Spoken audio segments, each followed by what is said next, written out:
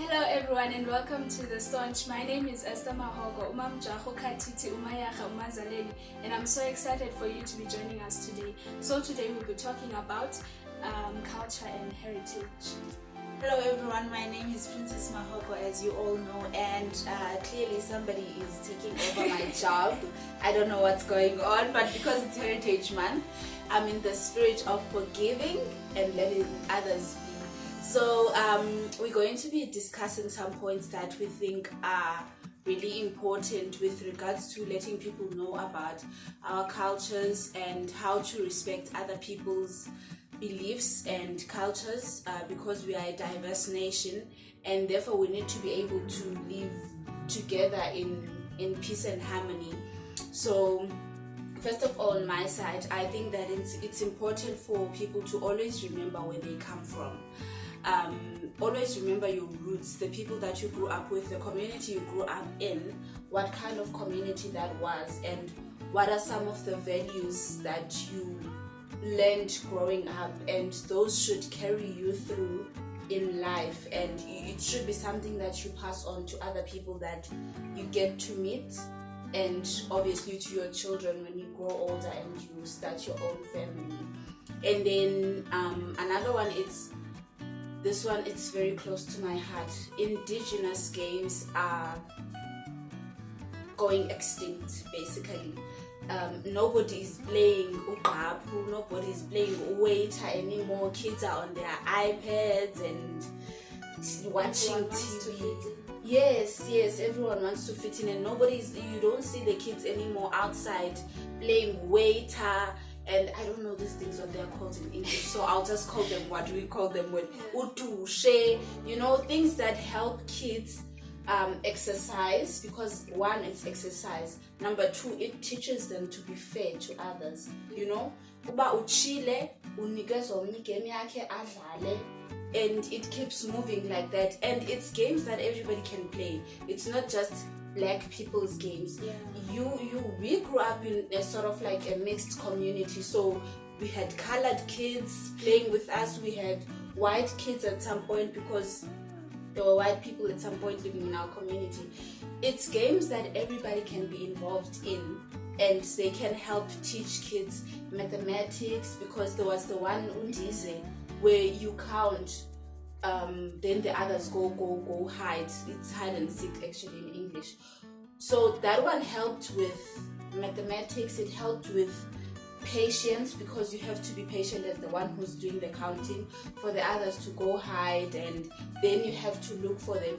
It was very engaging games, you see.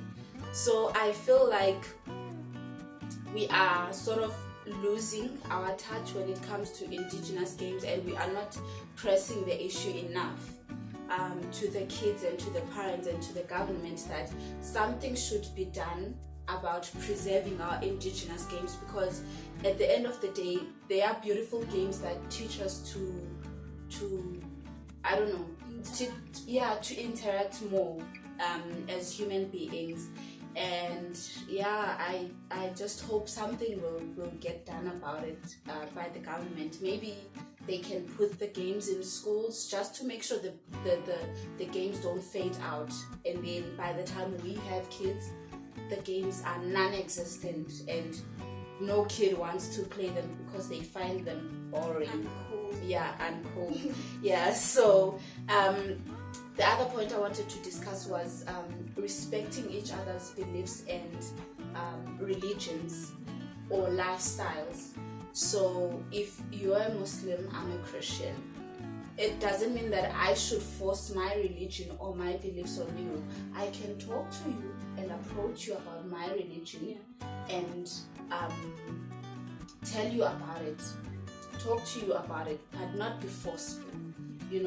And just because someone is a different religion or different race to you doesn't mean that you have to be how can I put this? You have to be rude towards them or judge them before you've even gotten to know them. Start friendships with people that are of a different race than yours. you'll get to learn about their race, you'll get to learn about their culture, you'll get to learn about their beliefs, their lifestyle. And I believe that once you start to understand a person more and where they come from, then you can develop a friendly community, an understanding community, a community that has the sense of Ubuntu. So I wish that people could be more interactive with one another, talk more, greet, start with small things. When you see a person in the streets going to work or going to school, greet them. You can even greet them in your language one day, and then they'll ask you, what does that mean? You'd be like, Molweni tata, and it's an Indian person. And then they'll be interested in wanting to know, what does Molweni mean? So I think things like that could help us a lot as a nation to grow. And obviously it can't just start there. We have to start small. Start with the person next to you. Start with your neighbor, your peers at school, the people that you go to church with, the people that are just in your close surroundings. Start with those people, and then we'll watch it grow, and we'll have a great nation. Because already South Africa is so diverse with different cultures and religions and races. We just need to communicate more, I think. Yeah. So on my side, we should also always remember to be respectful to our elders. I think before we could even be respectful to any other elder, we need to be respectful to our own parents. Yes. Because if you can't respect your parents, then you can't respect anybody else. So I feel like most of us, especially teenagers, we kind of become rebellious to our parents because we have that thing, but they stand in the way of our happiness. Oh, yes. And they don't want us to live life happily, or they don't want us to go out with friends or be happy, basically. But I feel like we should respect our parents, and we should try and understand where they come from, because all they want for us is to protect us, and they want the best for us. So we should try and understand how our parents raise us, and it's not just about being them strict to us, but they just want the best for us. And they want to instill some values in us and pass on what they were taught by their parents, and pass it on to us with hopes that we will pass it on to our children, and obviously whatever other lessons, great life lessons that we learn along the way. So and another one is self-love, being comfortable in your own skin color. This one is a hard one for most people, because I don't know why we can't accept our skin color. We want to change our skin color, whereas I don't know whether this is going to be offensive or what, but white people now are actually trying to get our skin color because it's more, I don't know, it can withstand the sun more, because of the melanin that we have. I get what you're trying to say. So I don't understand why we want to change our skin color. I feel like we should be more comfortable with our skin color, and we should be happy with the way we are. I mean, after all, we are God's image. What more can you want? And just because they are white, we're not saying they are not. Everybody is made in God's image. We are just different colors. Nobody knows why God made us that way, but we should all of us Indians, whether you are a person living with albinism, you are beautiful. You are made you are made from God's image, and God saw it good and right that He should create you this way, in this complexion, and He should create me in this complexion, and whomever else. If you are a darker person, you are still beautiful. If you are lighter, you are still beautiful, because you are made in God's image. He never said white people are made in my image, or black people are made in my image, or Indian people, or people living with albinism. He said, you, which is whomever is reading that, you are made in my image. And I believe we have people from all races who believe in God, and therefore it also reflects to them the fact that they are made in God's image. And I like the point that you brought up, because it also includes skin lightening, people going for skin lightening and then ending up having skin problems. And yeah, it's hectic, having medical problems because of doing that, because other people are not going about it the right way. They go to downtown and buy those soaps and those creams, and it ends up making you look otherwise. So I don't know how we could talk to people to tackle the issue and get them to understand that there's nothing wrong with your skin color or with the way you are, because God saw it good and perfect that you should be the way He created you. So why should you try to change that? So I wrote some points here. The first one is stop seeking validation from other people. Build your self-worth. Become self-aware. Accept your weaknesses. Practice self-love. Don't listen to the media and make your own moves. Surround yourself with positive people. And the most important one for me is to stop worrying about what other people think about you, because that's the problem with most people, because they listen to what other people say about them, and it seems like they value other people's opinions. Yeah. So that should stop. Yeah. So another thing is teaching the young generation to love themselves and stay true to who they are, not conform to the standards of this world, and not give in to pressure. So in this one, I feel like it's related to the point I just mentioned, because if we accept who we are, or the elderly people accept who they are, then children will imitate them, obviously, because children always imitate the elderly people. So if we can't accept who we are, and we don't like the way we look, we always complaining about our weight, our skin color and all that, they'll also start complaining about those things. So I feel like it starts with us.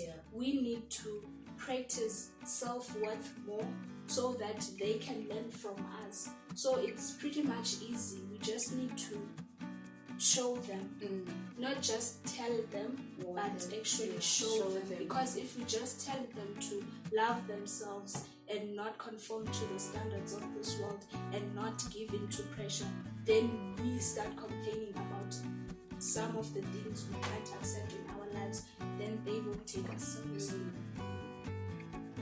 Good point. And I think going back to the point you made about being respectful to our elders, I think that could also help us, because first of all, if you notice, I'm going to talk about my mother. I thought my mother was the queen, like growing up. Like my mom doesn't have a care in the world about weaves or makeup. Hence, I'm the way I turned out the way I am, and we turned out the way we are. Because she would comb your hair, and while she's combing your hair, preparing you to go to school, she'll be telling you, when she doesn't have the money for the relaxation, she'll be like, you are beautiful the way you are. Comb your hair, as long as you are clean. You woke up, took a bath, applied Vaseline, put on your clothes, clean clothes, you are fine. You are beautiful the way you are, and we should learn more, because I think our parents are still into the old ways of accepting themselves the way they are, because you don't find them putting on makeup. They are fine the way they are. They feel beautiful, and they are beautiful. So I think we could learn a lot of lessons from them, and it could help us to instill those lessons into the young generation that is to come, or the young generation that is still there, which also can apply to racism and discrimination. If we stop, let me make an example as a black person. If we stop in our households as black people talking bad about people of other races, not just white, people of other races, because the kids are listening, and then they'll think it's okay. They go to school, and when they talk to their friends, They start criticizing. exactly, they say the same things they had from home. So it all starts at home. It all starts at home. Everything, when it comes to culture, when it comes to respect, when it comes to loving each other and spreading the spirit of Ubuntu, it all starts at home. It starts with you as an individual, and then it goes out to the world, because it depends on how you present yourself to other people and how you welcome other people into your life. So my closing point would be, love yourself, learn to love yourself. If you are still struggling, wake up every morning, look in the mirror, and repeat the same words until you believe them. Repeat that I am worth it. Fake it until you make it. Repeat the words that I love myself, I am beautiful the way I am. God saw it good and right that He should create me the way I am. I look like my dad, and I was bashed for that growing up. I was called Unonga Indota and things like that. And my parents had to work so hard at home to get that out of my mind, because now people had brainwashed me into thinking that I was ugly because I looked like my dad. And there's nothing wrong, because I look at that guy and I'm like, but that guy is not bad looking, because he's good looking. So I don't understand. And I grew out of that. I grew out of that because they made me say I love myself, I am beautiful every day, until I started believing it. So if each and every parent out there could do that for their kids, it could change the nation. It could really. And just leave the weave one day. Leave the weave at home. Don't put on the makeup like we did today. We didn't put on any makeup. We just came in front of the camera, and we wanted to be an example to others out there. And I don't know if you want to say anything to other teens out there. Anything. Wow, okay. I don't know what to say. I think teenagers should stop. We have this tendency of looking at other people and thinking that our lives are the same. Yeah. So I think we should stop that, because we're not from the same backgrounds. So obviously we are not going to end up in the same place, or our lives are not going to be the same. Mm-hmm. So you can't I'm not saying people should not have role models, but don't want your life to be exactly like theirs. Just accept your life as it is, and love yourself the way you are, because you are perfect the way you are, and you can't change the way you are. So all you have to do is to just love yourself. And don't forget where you come from, which is the big message for today. Always remember where you come from. Be respectful to your elders, and know that we love you at the Staunch Talk Show. And that is it from us in terms of celebrating Heritage Month. And we love you all, our beautiful Africans out there.